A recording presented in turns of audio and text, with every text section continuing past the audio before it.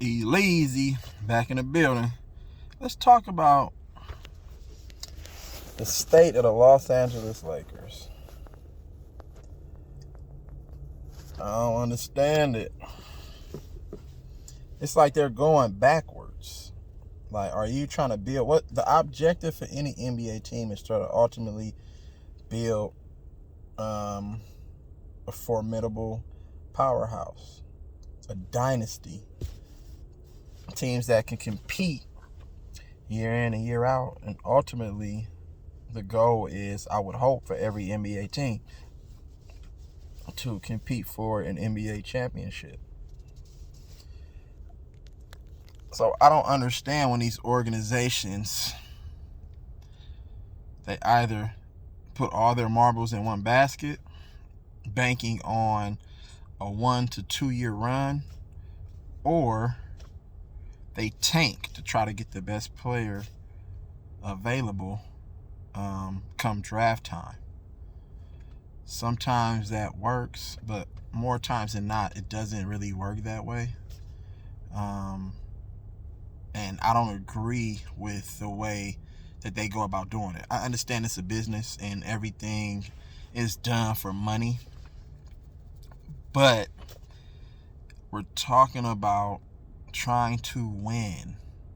Isn't it more beneficial to win, getting more trying to get to the playoffs, getting more TV viewership deals, getting more exposure, getting more bonuses for winning?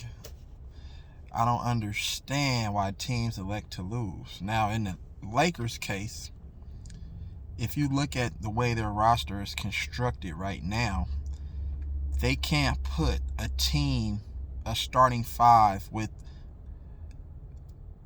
a valid bench out there to compete for an NBA championship.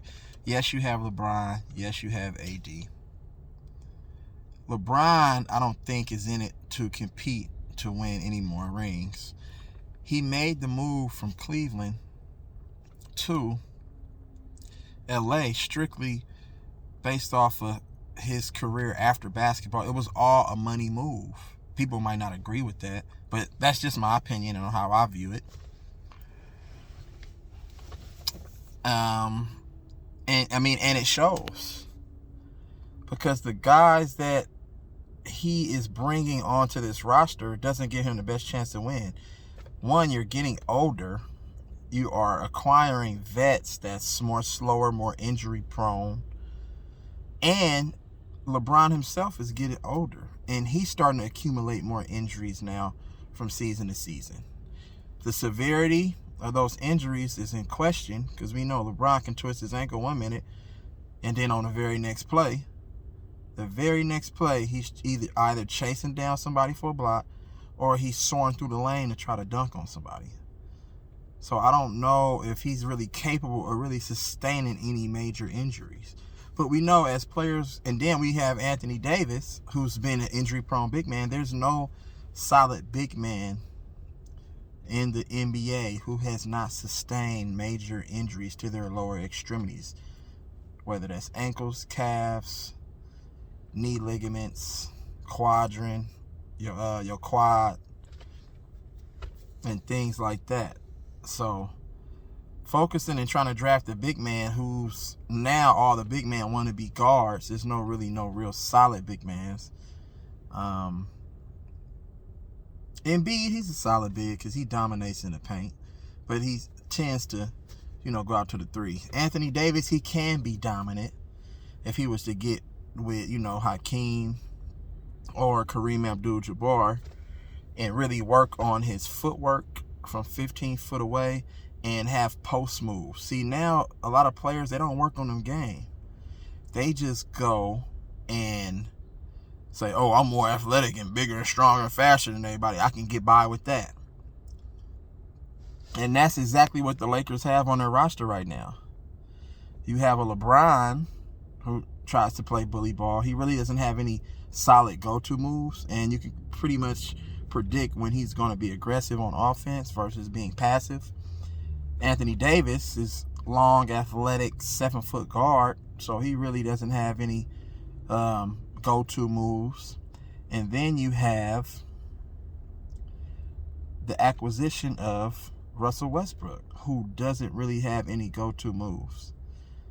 All of these players you're putting on one team, so now we know LeBron is a primary ball handler. We know AD, you know what I'm saying, it can be plays and drawn up for him. Then you have Russell Westbrook, who's another ball-dominant guard. So now, how do you distribute the basketball to all three of these star future Hall of Fame players and get quality production? Because they traded away Kyle Kuzma. They traded away Kentavious Caldwell-Pope. They traded away Montrezl Harrell, and a couple draft picks. So now you're getting rid of some young core guys that can add value to your ball club if they're used in the correct way, for one player who's ball dominant, who can't really shoot. Yes, he's athletic, but yes, he is older, and he's not gonna provide the floor spacing and the shooting ability that LeBron so desperately needs in order to make him look great. And the Lakers have been my team forever. But I said it, I seen the change. Right after Phil Jackson left, it was the end. And that's the reason why Jerry West wanted to leave front office for the Lakers.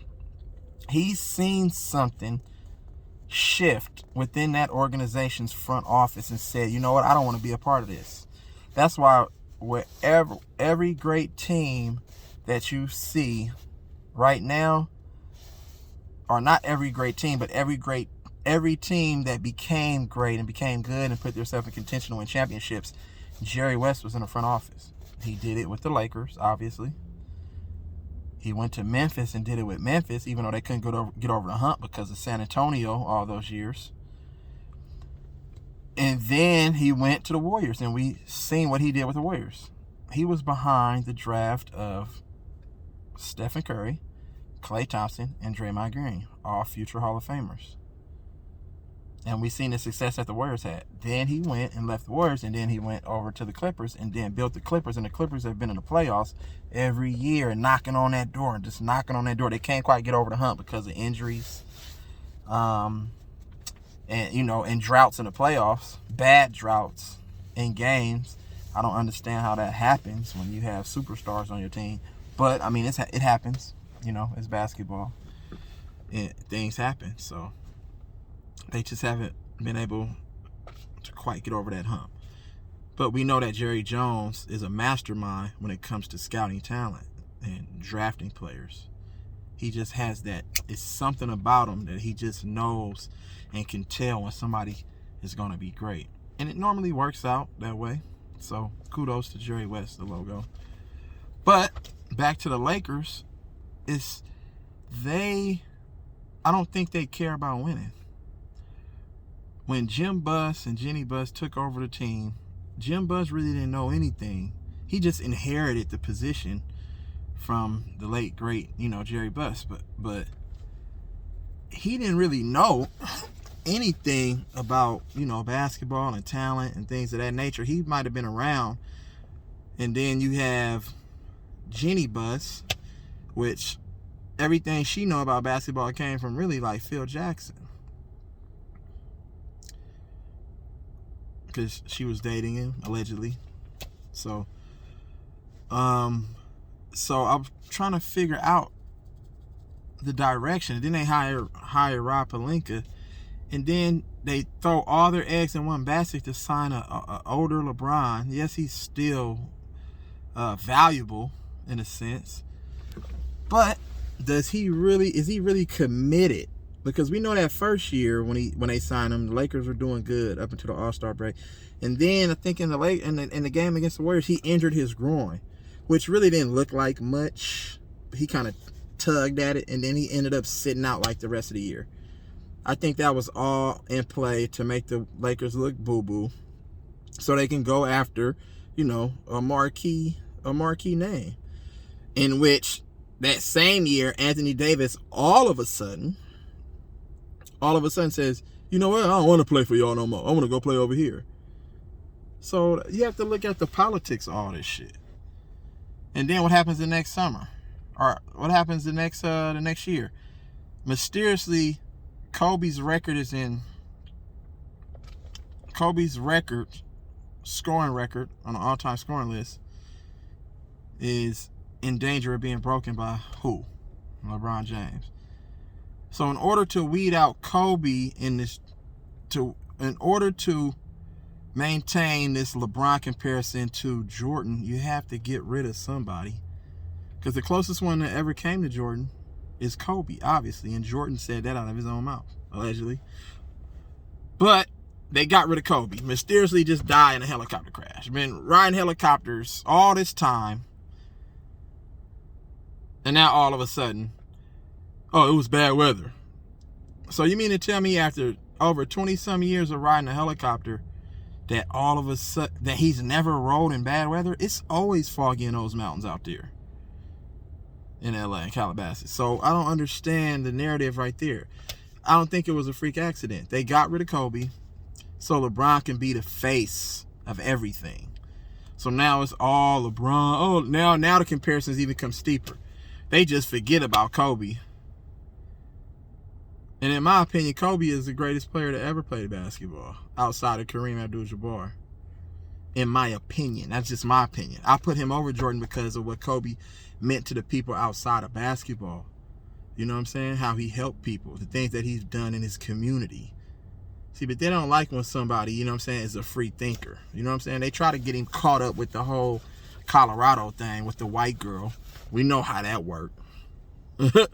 You know what I'm saying? Because if it was a black woman, they wouldn't have gave a fuck. Just like, you know what I'm saying, they didn't give a fuck with the Jason Kidd thing. They didn't give a fuck with the motherfucking Chauncey Billups, allegedly, all these different allegations. You know what I'm saying? But as soon as it's a white woman, they try to throw you under the jail for doing anything to a white woman. So you got to pay attention to that. You know what I'm saying? So I would advise motherfuckers, you got to be careful on who you trying to fuck on. You feel me?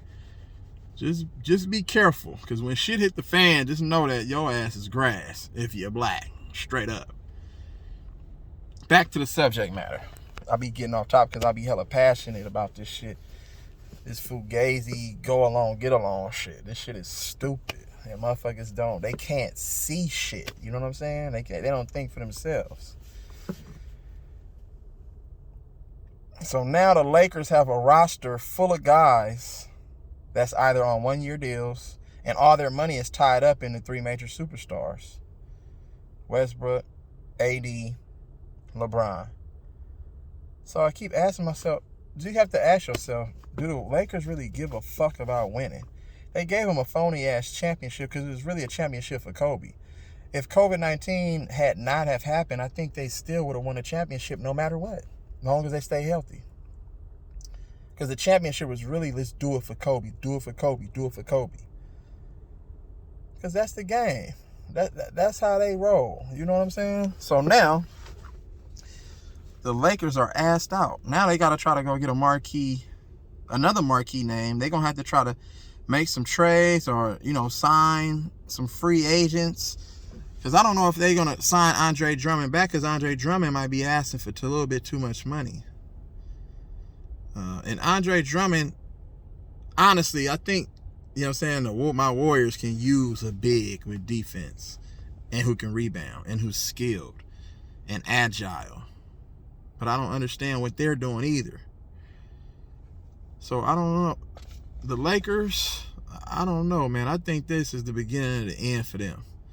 Period, point blank. Because AD just went there by default because he was controlled to go there. He didn't really want to go there.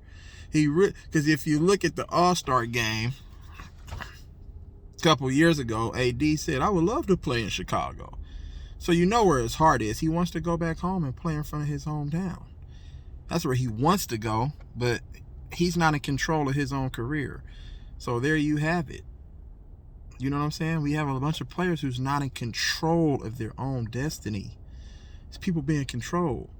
And then you have somebody like a Carmelo Anthony, one of my favorite players ever. They try to kick him out of the league saying that he couldn't play. And they try to bring up defense as a reason why he couldn't play. I'm like, have y'all watched Carmelo Anthony his whole career? His primary job is a scorer. Period. He can get you 25 a game in his sleep. What team couldn't use 25 points? Your greatest players in the NBA don't play defense anymore.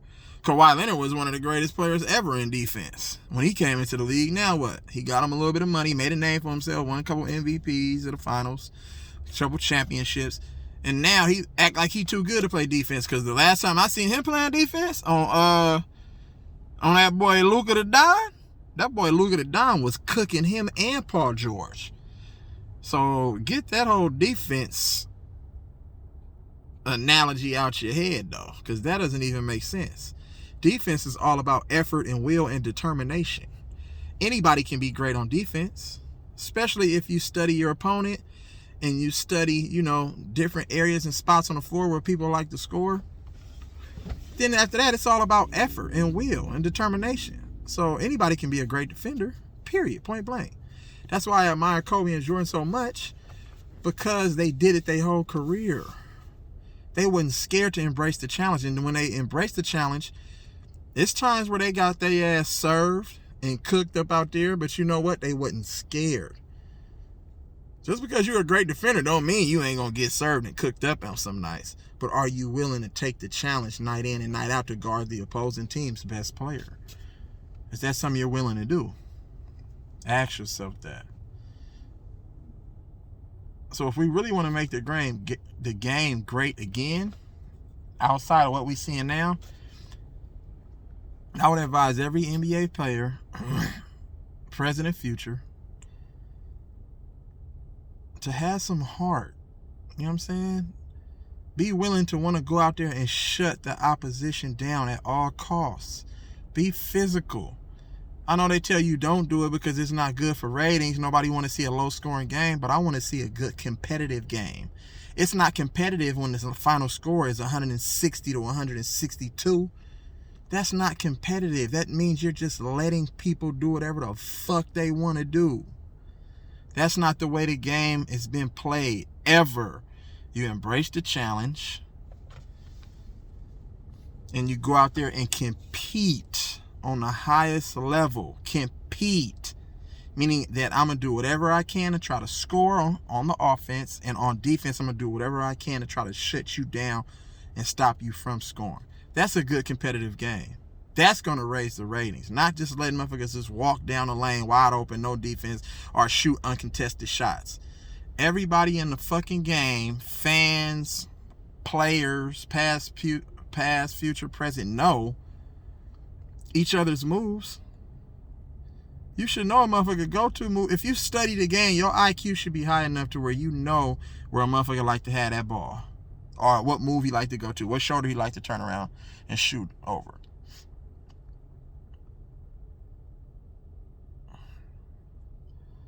So we got to get back to, the competition of the sport, man. That's important. Very, very, very, very, very, very important. Especially to a fan like me, who from the 80s, who grew up, on old school basketball. Boston, Detroit, LakeNoShow, Sixers, just to name a few. The Knicks, Chicago. Well, Chicago had to become that team because the Knicks was punking them. The Knicks in Detroit was punking Chicago early in the 80s. Jordan didn't know what the fuck to do, but he had to get bigger, had to get stronger, and had to be more confident. And once he did that and got in the weight room, they couldn't punk him no more. Now he absorbing all the contact, dunking on people, getting and ones. So he wasn't scared, but it was also a mentality. He had to change the mentality. You know what I'm saying? Stop thinking that you can't do something. Stop thinking that you're going to fail. Stop thinking that, this is too hard, it's too challenging. If you have that mindset, then you're already defeated. Because nothing is easy in life, especially nothing that, is rewarding. Like, you know what I'm saying? If you want a reward for something, just know that it's going to be hard. If you're trying to move up in a company and you work in a job, just know that, you're going to have haters and roadblocks along the way. It's all how you persevere and the type of mentality that you have towards reaching that goal. So, Lakers, I don't know what the fuck y'all doing about there. But one of the motherfuckers in that front of it, y'all need to get this shit together now. Straight up. Because we watching. We is fucking watching. And y'all ain't representing the Lake Show that I know. Not in recent years. Y'all making some stupid ass front office decisions. I don't know what the hell y'all doing, and y'all think LeBron James is just the savior of everything. His ass, he has an asterisk, in my opinion, on all of his championships. This is just my opinion. 2 shortened, locked out seasons. 1 season where motherfucking Greg Popovich had Tim Duncan on the bench in the clutch, so he couldn't get the rebound. So Chris Bosh was grabbing rebounds over Ginobili. Motherfucking 3 feet, 8-inch difference. Along with the wingspan. Mind you, Ray Allen still hasn't hit the shot. But that's Ray Allen. He gonna hit the shot. You feel what I'm saying? That motherfucker went all net. So, obviously, he was confident enough to be like, I'm about to hit this motherfucker. You feel me? And then the rest is history after that. So, I put an asterisk on that, because if Tim Duncan is in the game, he gets the fucking rebound, the game is over. They have to foul, they shoot free throws, because they're already down by 3. Remember that.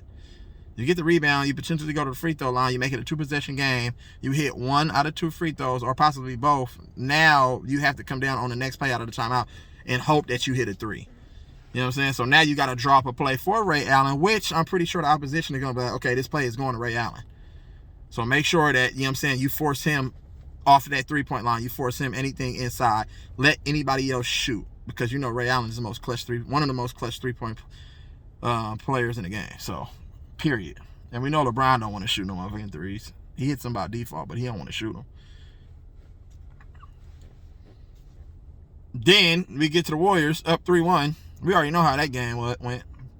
That series. The officiating was horrible. That's not the reason they lost, but it's one of the reasons. So we cannot take that for granted. And then outside of that, it's also a player and coach too who conspired in, blowing that 3-1 lead. Steph Curry, Game 7, didn't know what the fuck he was doing. Throwing behind the back passes and doing all stupid type of shit. Airballing wide open threes. When a motherfucker can hit 100 and some straight threes. Wide open. So I didn't understand that. You know what I'm saying? Settling when you got motherfucking slow ass Kevin Love on you and Tristan Thompson. Settling. Instead of taking them to the rack, creating, drawing, and kicking. Boop.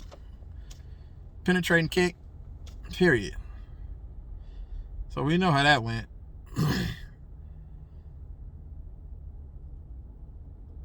So it's an asterisk, really. Like, his whole career was scripted. Yes. In my opinion, LeBron's whole career was scripted, and it's still being scripted.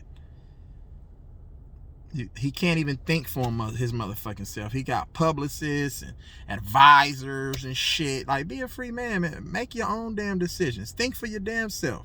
I understand that you got a lot going on, but shit, it shouldn't be that hard. Like, when you have other people thinking for you, at what point do you know what I'm saying? Do you remain a human with free will? Like you have to be able to think for your motherfucking self. They crowned a man the king since he was 16 years old, when you had motherfuckers like Jordan, Kobe, Iverson, and Tracy McGrady, all these different people in the league in their prime. But this 16-year-old is a king? Come on, man. We see the game. You didn't fool me, though. I remember when he used to play for the Soldiers, when he used to come out here to the Bay. You feel me? I already know. It was nothing so special. He was just bigger and stronger and faster than everybody. And he had passing ability. He didn't have no other parts to his game, though. He wasn't really that great of a ball handler. You know what I'm saying? That's it. He had big hands where he could control the ball, yeah. But he wasn't finna shake you up and all of that with no handle. You feel me? He still don't even have that. He just uses his size and his strength.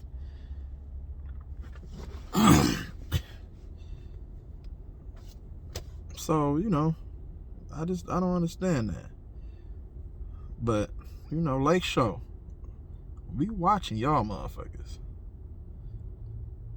Y'all need to calm this shit on down. Y'all need to get back to some motherfucking glory days for the real Laker fans out here. And me being one of them. But I say, if LeBron come to my squad, bro, I ain't fucking with no Lake Show. I'm cool. And this ain't no knock. Well, it's kind of a knock. I ain't gonna lie. Because I ain't never really fucked with LeBron like that. Because they try to force him on people to be like the greatest. I like the underdogs, motherfuckers who come from nothing. The Steph Curry's, Dame Lillard's, Kobe's, etc. Jordan, even though Jordan was the second pick in the draft. But, you know, the way he had to come up, you know, being cut from his high school team. And then, you know, going through adversity. You know what I'm saying?